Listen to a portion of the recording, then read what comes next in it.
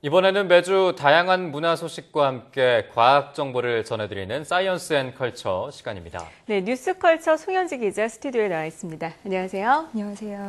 네, 여름철 피서하기 좋은 방법 중에 하나는 멋진 그림을 관람하는 것이라고 할 수 있을 텐데 요즘에 그 예술의 전당에서 볼만한 전시가 있다고요? 네, 예술의 전당에서 지금 에드바르드 뭉크 영혼의 시라는 이름으로 뭉크의 전시가 진행 중에 있습니다. 네. 이 표현주의 미술의 선구자이자 노르웨이를 대표하는 화가 뭉크의 회고전인데요. 뭉크의 대표작 절규의 그 석판화 버전을 비롯해서 생애춤, 뱀파이어, 키스 등 총 99점이 전시되고 있습니다. 이번 전시의 기획 특징이라고 하면요, 벽 색깔에 따라 작품이 구분이 됐다는 점인데요. 자주색, 푸른색, 회색 등 벽에서 풍기는 색감에 따라서 뭉크의 작품 3개를 6개의 주제로 나눠서 소개를 합니다. 먼저 전시장에 들어서면요, 뭉크의 자화상을 만나볼 수 있고요. 좀 더 가면은 이제 뭉크가 연습생 시절 때 기술을 연마했던 습작부터 뭉크가 그 어려웠던 인생관을 담은 그런 그림들, 그리고 마지막에는 말년의 뭉크가 느꼈던 멜랑콜리함을 담은 그림까지 다채로운 그림이 한 자리에 모여 있습니다. 네, 뭉크의 그림 하면은 뭐 손으로 이렇게 얼굴을 가리는 그 절규가 생각이 나는데요. 네네. 이 어두운 감정을 강렬한 색감으로 포착한 작품들이 떠오르긴 하는데 이는 뭉크의 성장 배경과도 연관이 있다고 합니다. 맞습니까? 네, 맞습니다. 뭉크는요, 어릴 때부터 어머니를 잃고요, 또 같은 병으로 누나까지 잃으면서 그 불행한 어린 시절을 보내게 됩니다. 네. 그래서 그 죽음에 대한 공포와 가족을 잃은 슬픔이 이제 작품에 공존을 하게 됩니다.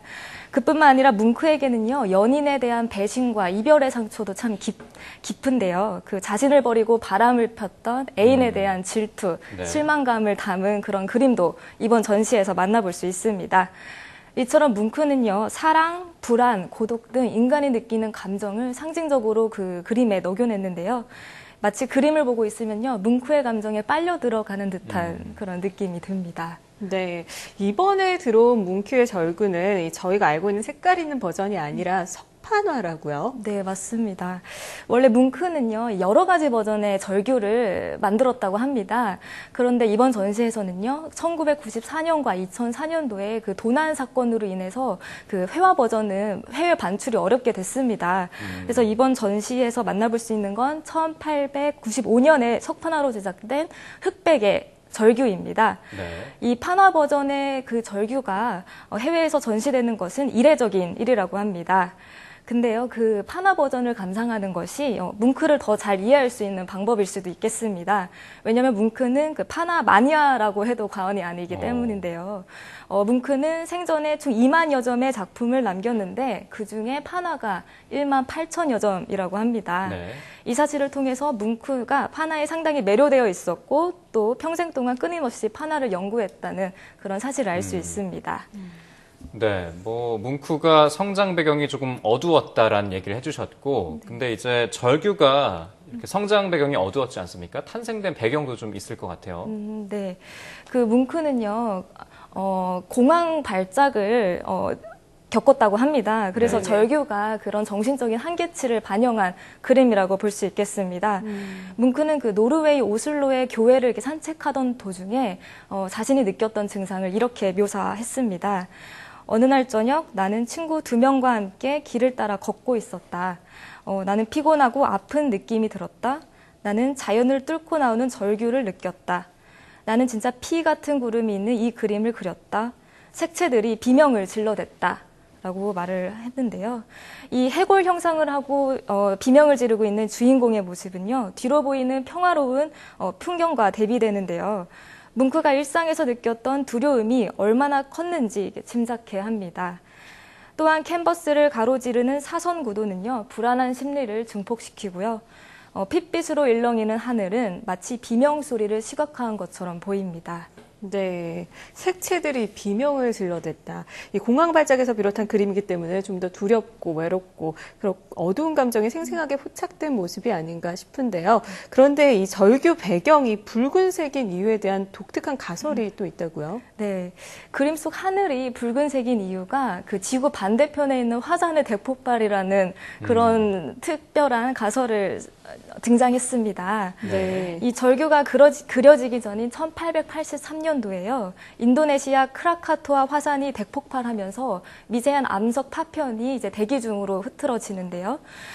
그해 11월부터 다음해 2월에 걸쳐 전 지구상에 이 파편으로 인한 생생하고 붉은 노을이 관찰할 수 있었다고 합니다. 네. 그래서 텍사스 대학 천체물리학과 교수인 도널드 올스는요, 절규의 배경이 이 대폭발 때문이다라는 걸 밝혀내기 위해서 뭉크가 그림을 그렸던 그 장소를 찾아내려고 합니다. 그래서 오슬로 에케베르크에서 구부러진 길을 막 돌아간 조금 높은 지대가 바로 뭉크가 서 있던 그곳임을 밝혀냈습니다. 그래서 이제 뭉크는 이곳에서 남서쪽을 바라보고 있었다고 하는데요. 그곳은 정확하게 인도네시아 크라카토아 화산이 있었던 지점이고 실제로 거기서 붉은 노을을 관찰할 수 있었다고 합니다. 네. 결국 그 절규에 등장하는 주인공이요, 그 정신적인 충격으로 인해서 비명을 지르는 게 아니라 절규처럼 들리는 화산의 그 폭발 소리 때문에 귀를 막고 있는 게 아니냐 하는 가설이 세워졌는데요. 실제로 이 화산이 폭발했을 당시에 전 세계적으로 이 폭발음이 들렸다고 하니까요. 아마 뭉크가 폭발음과 그 붉은 화산재의 영감을 받아서 이 절규를 그린 게 아니냐 하는 흥미진진한 감상법도 제시할 수 있겠습니다. 네, 작품 하나에도 이렇게 과학 이야기를 곁들이니까 정말 재미있는 것 같은데 마지막으로 뭉크 전시회 예술의 전당에서 지금 펼쳐지고 있는데 간단한 관람 팁에 대해서도 말씀을 해주시죠. 네, 아마 대부분 사람들에게 뭉크하면 떠오르는 작품이 당연히 절규일 텐데요. 네. 이번 전시는 그 노르웨이 이제 박물관 관장님께서 직접 말씀하시기를 네네. 뭉크에게는 절규 이외에 정말 훌륭한 작품들이 많다를 이제 소개해주고 싶어서 이번 전시를 열었다고 합니다. 네. 그래서 제가 개인적으로 이제 감명 깊게 본 작품이 고흐의 제목으로 조금 더 유명한 별이 빛나는 밤에인데요. 네네.